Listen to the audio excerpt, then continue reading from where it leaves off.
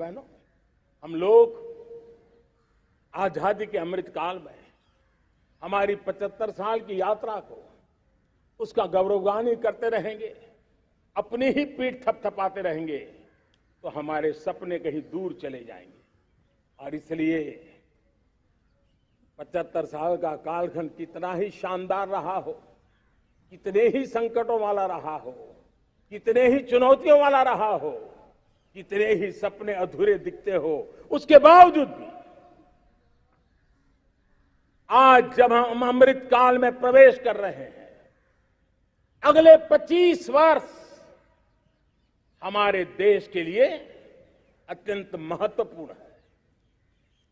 और इसलिए जब मैं आज मेरे सामने लाल किले पर से 130 करोड़ देशवासियों के सामर्थ्य का स्मरण करता हूं, उनके सपनों को देखता हूं, उनके संकल्पों की अनुभूति करता हूं, तो साथियों मुझे लगता है आने वाले 25 साल के लिए हमें उस पंच प्राण पर अपनी शक्ति को केंद्रित करनी होगी, अपने संकल्पों को केंद्रित करना होगा, अपने सामर्थ्य को केंद्रित करना होगा और हमें उन पंच प्राण को लेकर के 2047 जब आजादी के 100 साल होंगे, आजादी के दीवानों के सारे सपने पूरे करने का जिम्मा उठा करके चलना होगा। जब मैं पंच प्राण की बात करता हूं तो पहला प्राण, अब देश बड़े संकल्प लेकर के ही चलेगा, बहुत बड़े संकल्प लेकर के चलना होगा और वो बड़ा संकल्प है विकसित भारत।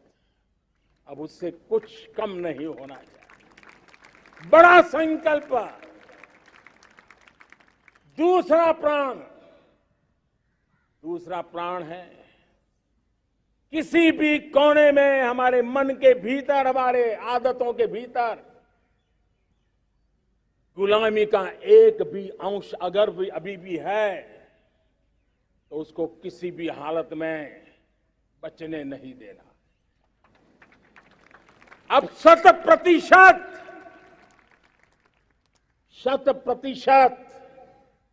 सैकड़ों साल की गुलामी ने जहां हमें जकड़ कर रखा है, हमारे मनोभाव को बांध करके रखा हुआ है, हमारी सोच में विकृतियां पैदा करके रखी है, हमें गुलामी की छोटी सी छोटी चीज भी कहीं नजर आती है, हमारे भीतर नजर आती है, हमारे आसपास नजर आती है, हमें उससे मुक्ति पानी ही होगी। ये हमारा दूसरी प्राण शक्ति है। तीसरी प्राण शक्ति, हमें हमारी विरासत पर गर्व होना चाहिए, हमारी विरासत के प्रति, क्योंकि यही विरासत है जिसने कभी भारत को स्वर्णिम काल दिया था, और यही विरासत है जो समयानुकूल परिवर्तन करने की आदत रखती है, यही विरासत है जो काल बाह्य छोड़ती रही है, नित्य नूतन स्वीकारती रही है। और इसलिए इस विरासत के प्रति हमें गर्व होना चाहिए। चौथा प्राण,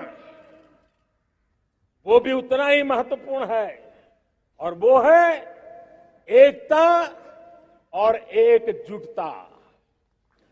130 करोड़ देशवासियों में एकता, न कोई अपना न कोई पराया। एकता की ताकत एक भारत श्रेष्ठ भारत के सपनों के लिए हमारा चौथा प्राण है। और पांचवा प्राण है नागरिकों का कर्तव्य। नागरिकों का कर्तव्य जिसमें प्रधानमंत्री भी बाहर नहीं होता है, मुख्यमंत्री भी बाहर नहीं होता है, वो भी नागरिक है। नागरिकों का कर्तव्य, ये हमारे आने वाली 25 साल के सपनों को पूरा करने के लिए एक बहुत बड़ी प्राण शक्ति है।